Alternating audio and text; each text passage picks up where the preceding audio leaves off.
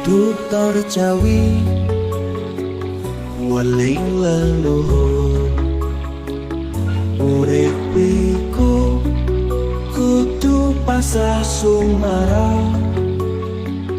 rimo ing pandung syukur ning Gusti lila lekowo ngadepi lelakon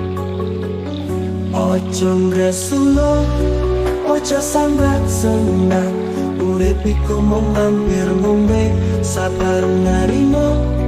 tekuning panggawe rawe rangas malang putung